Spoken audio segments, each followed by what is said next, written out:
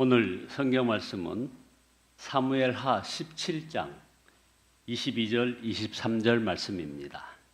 사무엘하 17장 22절 23절을 합독하십니다. 사무엘하 17장 22절 다윗이 일어나 모든 백성과 함께 요단을 건널새 새벽까지 한 사람도 요단을 건너지 못한 자가 없었더라. 아히도벨이 자기 계략이 시행되지 못함을 보고 나귀의 안장을 씌우고 일어나 고향으로 돌아가 자기 집에 이르러 짐을 정리하고 스스로 목을 메어 죽음에 그의 조상의 묘에 장사되니라. 아멘. 오늘 성경 말씀은 사무엘하 17장 15절에서 17장 29절까지 말씀 가운데 22절, 23절을 합독했습니다. 오늘 말씀의 제목은 그 사람 때문에 신앙의 발걸음을 멈추시겠습니까? 의 두 번째 말씀입니다. 핵심적인 용어는 사무엘하, 아히도벨, 용서와 회복, 그리고 인간관계 상처라는 부분을 가지고 잠깐 은혜를 나누겠습니다. 여러분들의 지난 과거를 돌아보면 우리 모두의 마음속에는 어쩌면 신앙의 여정을 송두리째 흔들었던 그 사람이 한 명쯤 있을지 모릅니다. 칠흑같이 어두운 밤 홀로 잠 못 들게 했던 사람 말입니다.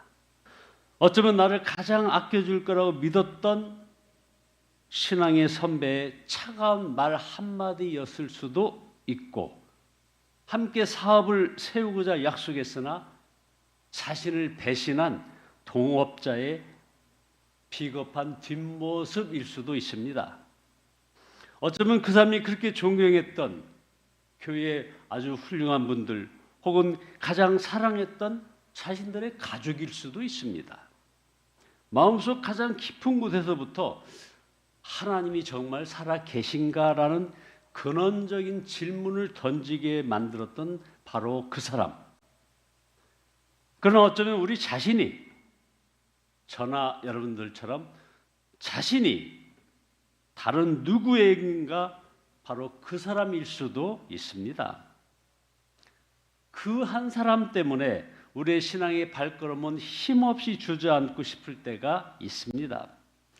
용광로처럼 막 뜨거웠던 열정은 싸늘하게 식어버리고 새벽을 깨우던 기도의 무릎은 사라졌고 기쁨으로 향하던 교회의 문턱 앞에서 발걸음이 천근만근 무거워집니다.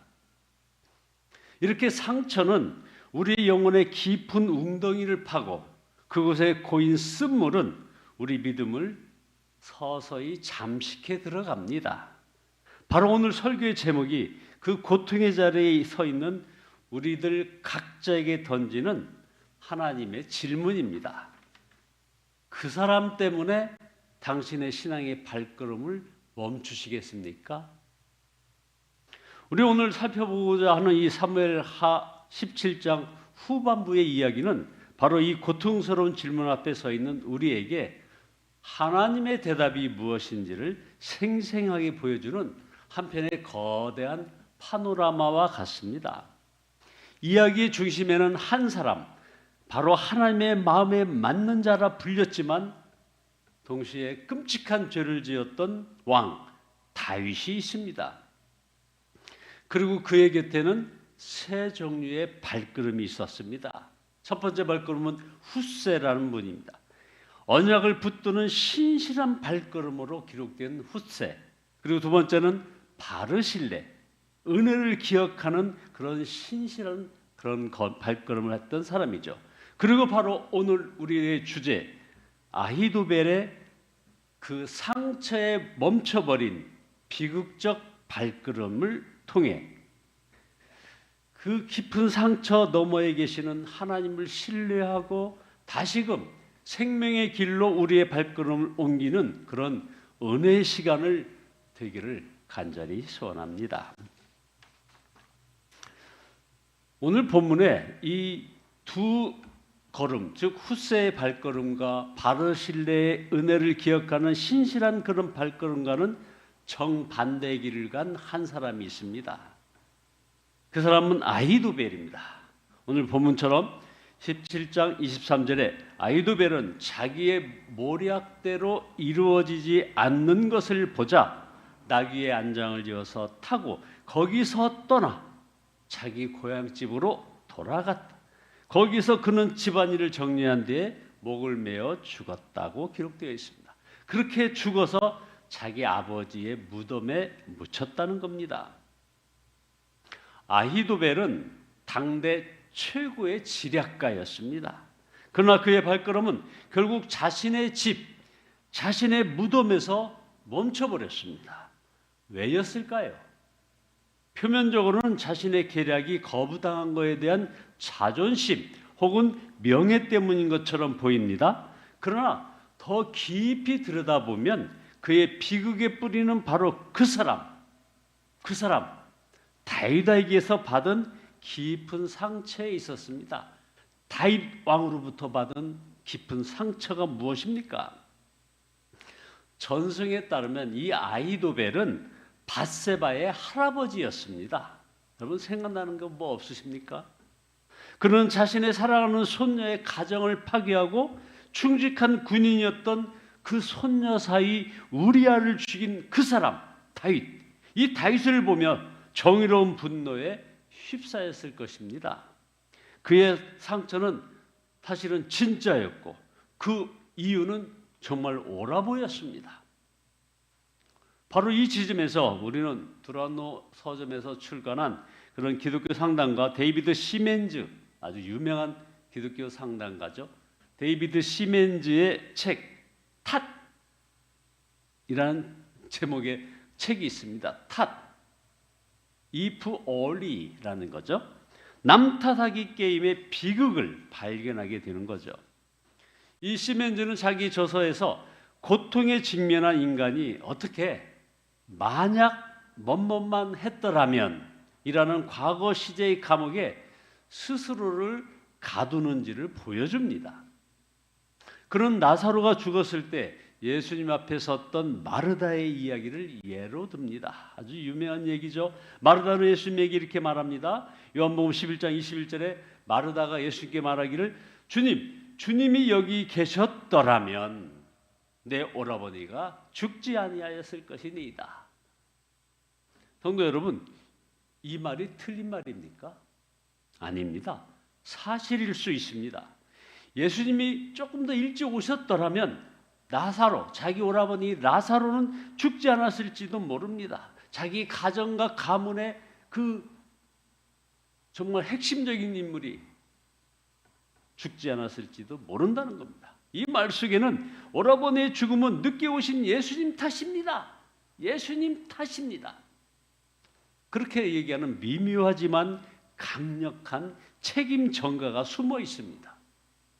이것이 감당할 수 없는 슬픔과 고통의 원인을 누구에겐가 돌리고 싶은 인간의 깊은 본성을 적나라하게 보여주는 것입니다.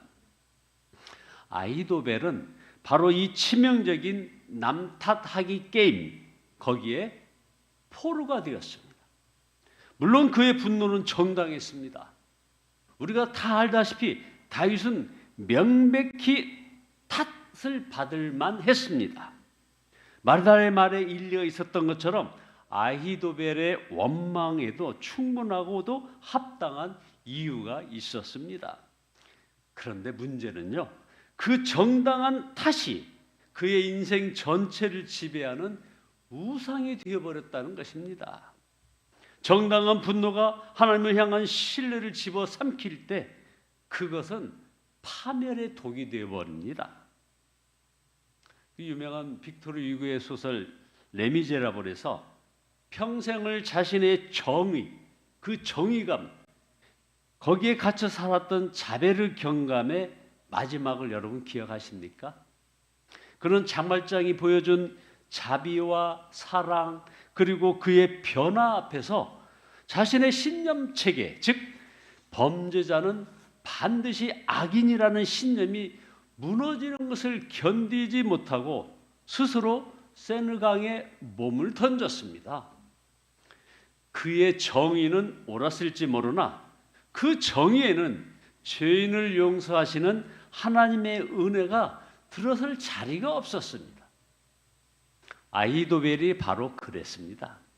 그는 다윗을 향한 자신의 정의로운 심판이 실패하자 하나님의 은혜로운 통치 그 자체를 거부하고 스스로의 생을 마감했던 것입니다.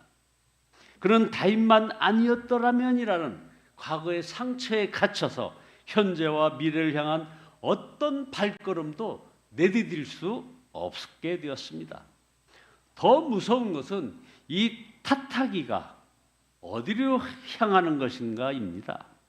처음에는 그 사람, 그 다윗을 향했던 분노가 결국 그 죄인 다윗을 용서하시고 여전히 그를 통해 당신의 나라를 세워가시는 하나님을 향한 분노로 발전합니다. 정말 무서운 진저입니다. 무서운 사탄의 계략이죠. 하나님, 어째서 저런 죄인을 그냥 두십니까?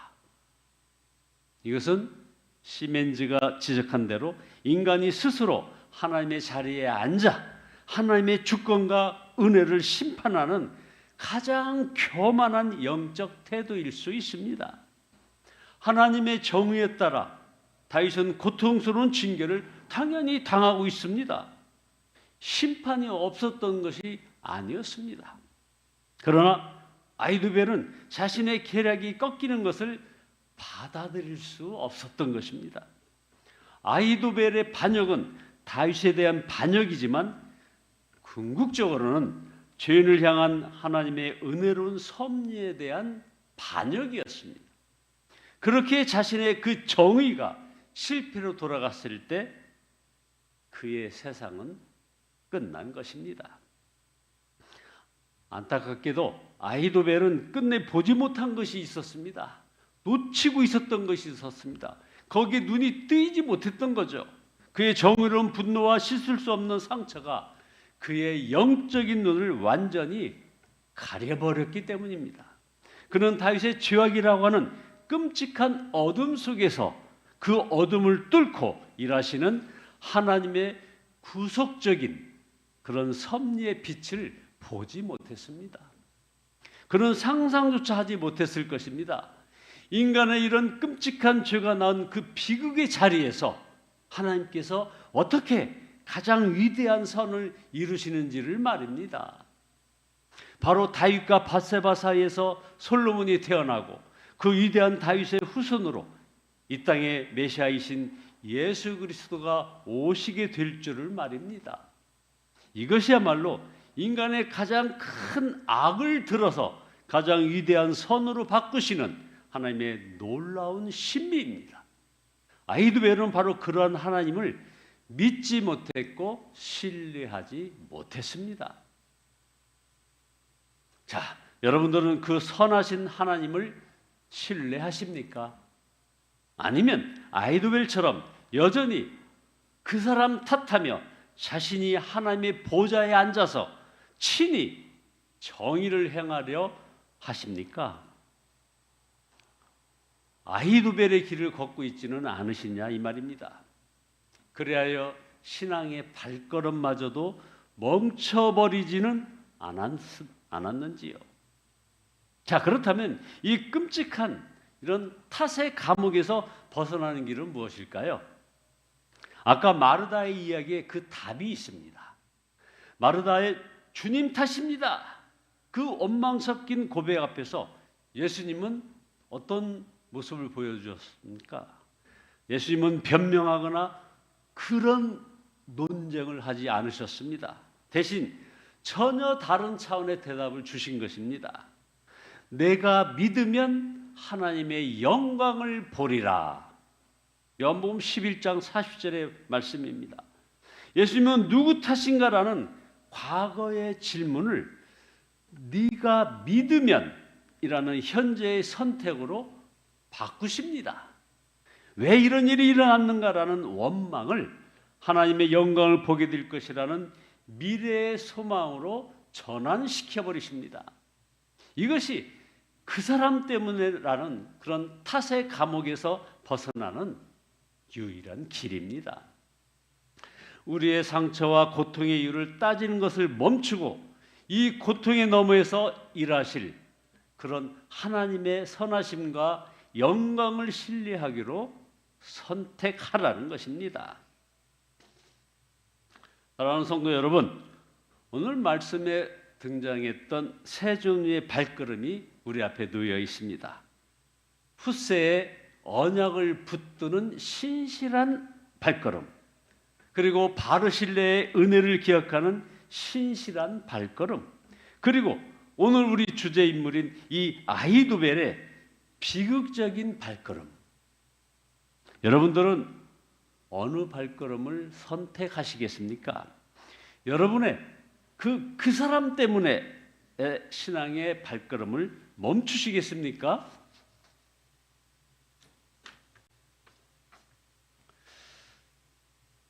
평생을 남 탓하며 살아왔던 어떤 어르신이 있었습니다.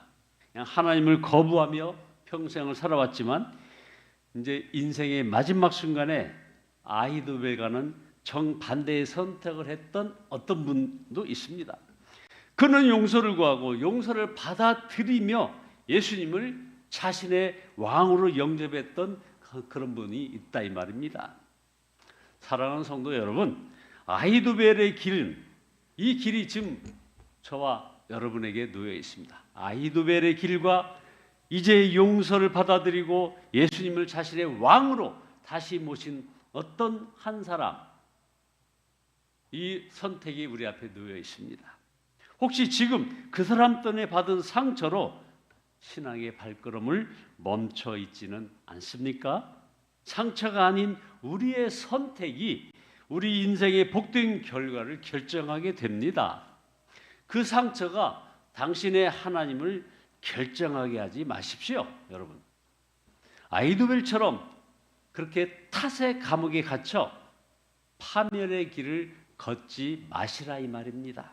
대신 실패한 왕의 곁을 지켰던 훗세 마길 바르실레처럼, 그리고 그 이름 없는 어떤 어르신처럼 허물 많은 교회와 연약한 성도들을 통해 여전히 일하시는 신실하신 하나님을 바라보며 믿음의 발걸음을 다시 내디디시기를 예수 그리스도의 이름으로 축원드립니다. 기도하시겠습니다. 마음의 상한 자를 고치시는 주님, 하늘의 아버지시여, 영광과 찬송을 받으시고 저희들의 회개를 응납하시고 십자가 사랑 감사하며 나가게 도와주시고 저희들을 주관하여 주시옵소서. 주님의 그 길로 인도하사 저희들을 참으로 자유케 인도하여 주시고 저희들 속에 새 일을 향하사 부흥케 인도하여 주시옵소서. 저희들 속에 더욱 의에 줄이고 목이 마르니 성령의 기름을 부어주시고 아버지 하나님의 그 성령으로 채우사 온전한 주님을 보게 인도하여 주시옵소서. 주님의 임재 속에서 그 은혜를 알게 하시고 주의 뜻대로 살아가리라고 결단하는 저희들 성도들 머릿속에 아버지 하나님 저희들 새날을 열어주시고 세상 끝날까지 주님과 동행하겠다는 아름다운 결단이 있어지게 복의 복을 더하여 주옵소서. 예수님의 이름으로 기도드리옵나이다. 아멘.